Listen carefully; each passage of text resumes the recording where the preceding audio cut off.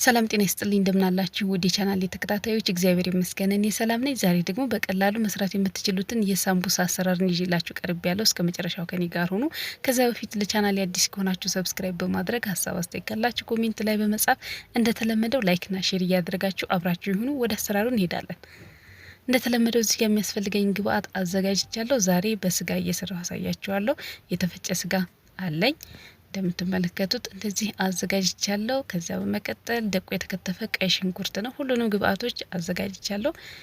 ከዛ በመቀጠል ካሮት ተፈቅፍቆ ደቆ ተፈቅፍቆ የተዘጋጀ ካሮት አለኝ። እዚህ ጋር ቃሪያ ነው፣ ቀይና አረንጓዴ ቃሪያ ተጠቅም ያለው እናንተ የምታገኙት መጠቀም ትችላላችሁ። ይሄኛው ደግሞ ሰለሪ ወይም የሾርባ ቅጠል ነው። ግንዱን እንደዚህ ድቅቅ አድርጌ ከትፌዋለሁ። ነጭ ሽንኩርት ደቆ የተከተፈ ነጭ ሽንኩርት አለኝ። ባሮ ሽንኩርት ነው። ይሄኛው ደግሞ እንደዚህ አድቅቄ ከተፍ ያዘጋጅቻለሁ ባሮ ሽንኩርቱን። ይሄኛው ደግሞ የድንብላል ቅጠል ነው። ወደ አሰራሩ እንሄዳለን።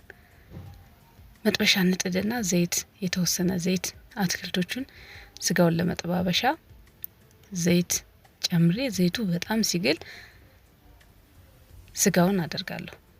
ስጋውን ከዚያ በደንብ ቶሎ ቶሎ ገልበጥ አድርጌ ቆንጆ አድርጌ ጠብሰዋለሁ።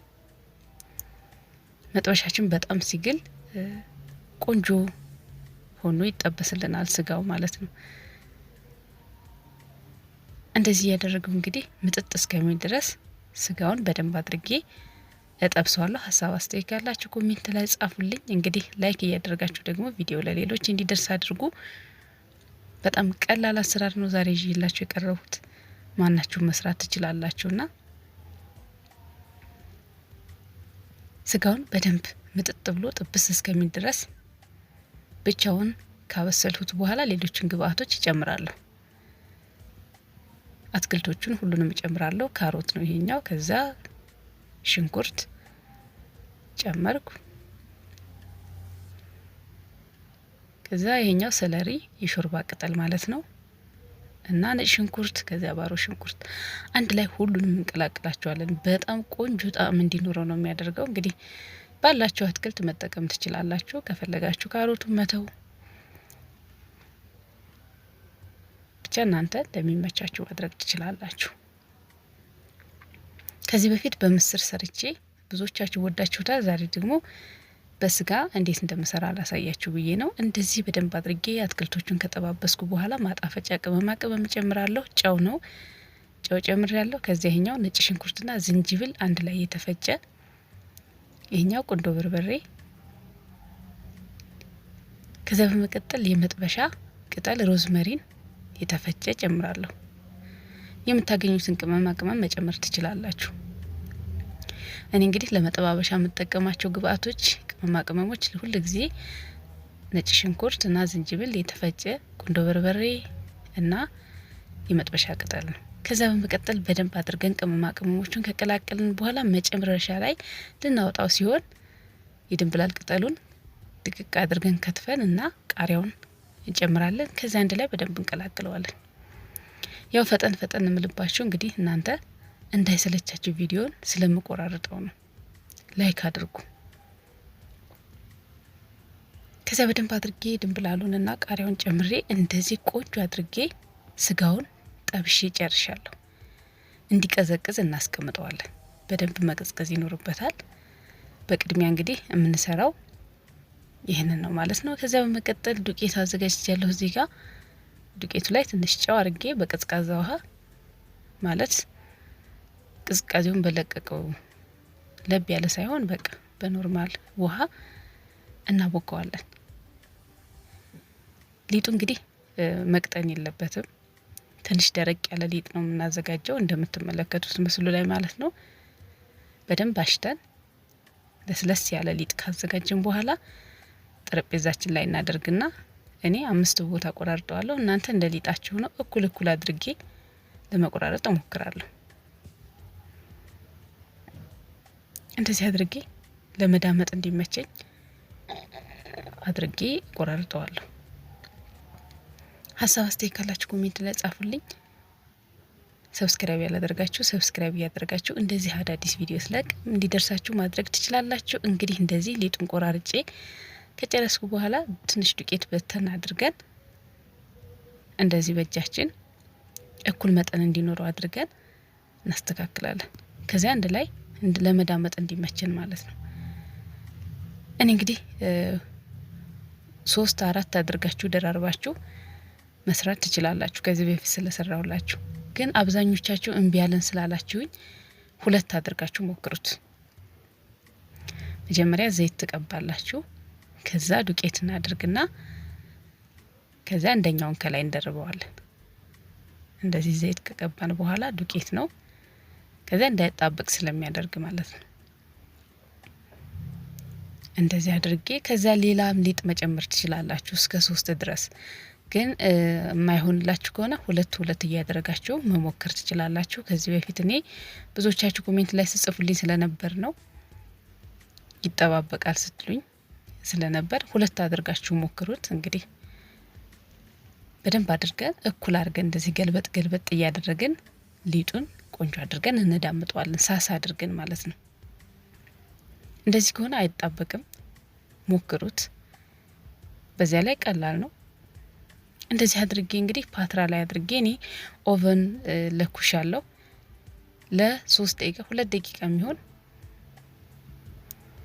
እንደዚህ ፓትራ ላይ አድርጌ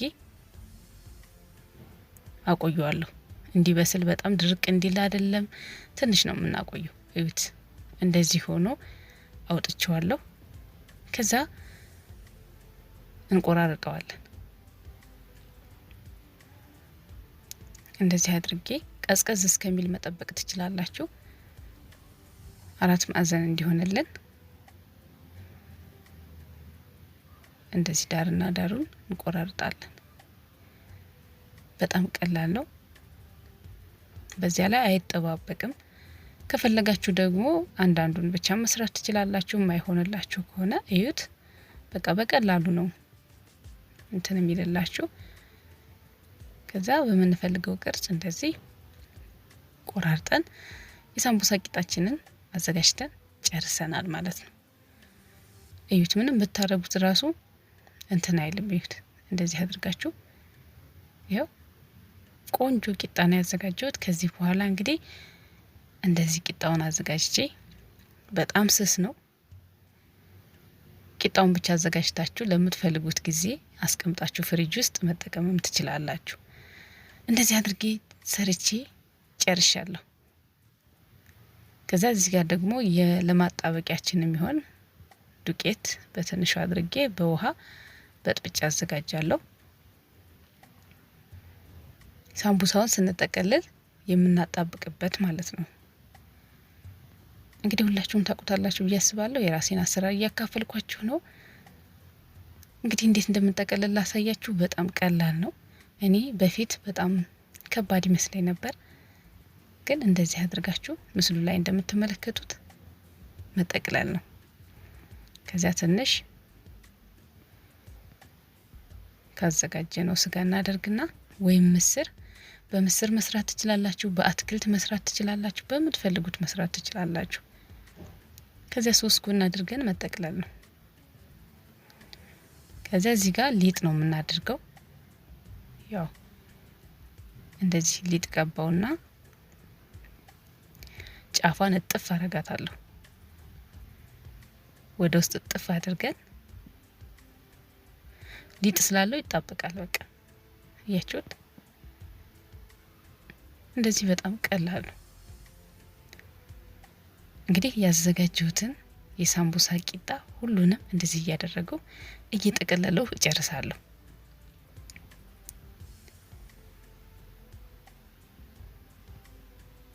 በስጋ ብቻ ሳይሆን በአትክልት ብቻ ይሰራል፣ በምስር ብቻ ይሰራል።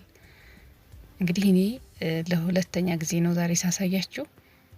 የመጀመሪያው በምስር ሰርቼው ብዙዎቻችሁ ወዳችሁታል። ዛሬ ደግሞ በስጋ፣ በቀጣይ ደግሞ ከፈለጋችሁ በአትክልት ብቻ የሚሰራውን የሳምቡሳ አሰራር አሳያችኋለሁ።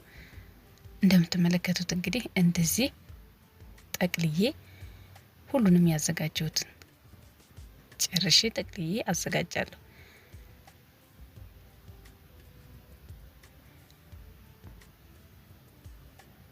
የኔ ቂጣዎቹ በትንንሹ ስለሆነ የቆራረጥኩት ትንንሽ ሳምቡሳ ናቸው። እንደምትመለከቱት እንደዚህ አድርጌ አያችሁት? በጣም ቆንጆ አድርጌ ሰርቼ ጨርሻለሁ። ይሄው ጠቅልየዋለሁ ሁሉንም። ዘይት እያሞቀው ነው። የሚገባ ድምጽ ካለ እንግዲህ ይቅርታ ጠይቃለሁ። ዘይታችን መጋል አለመጋሉን እንደዚህ ትንሽዬ ሊጥ ቆንጥራ አድርገን ካረጋገጥን በኋላ ጠቅልለን ያዘጋጀነውን የሳምቡሳ ቂጣ እንደዚህ ማድረግ ነው።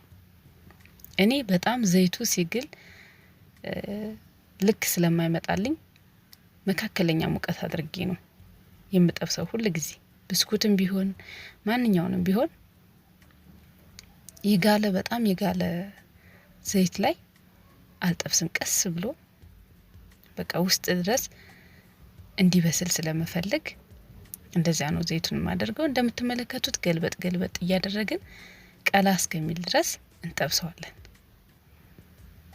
ጊዜ ወስጄ በደንብ አድርጌ ነው የምጠብሰው ውስጥ ድረስ በደንብ እንዲበስል ማለት ነው እንጂ በጣም የጋለ ዘይት ውስጥ ስታደርጉት እንደምትፈልጉት አይመጣላችሁም።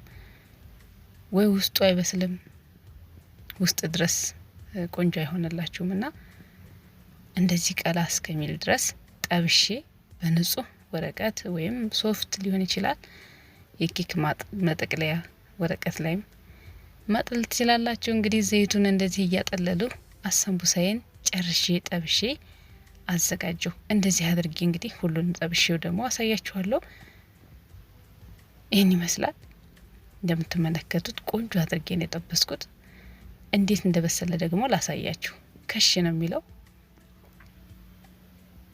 አያችሁት? በጣም ነው የሚጣፍጠው። በጣም ቀላል ነው። ሰብስክራይብ ያላደረጋችሁ ሰብስክራይብ እያደረጋችሁ ተቀላቀሉ። ለዛሬ ይዤላችሁ የቀረቡት ቪዲዮ ይህን ይመስላል። ስለተከታተላችሁኝና ስለምትሰጡኝ ሀሳብ አስተያየት ሁሉ ከልብ አድርጌ አመሰግናለሁ። መልካም ጊዜ ይሁንላችሁ። ቻው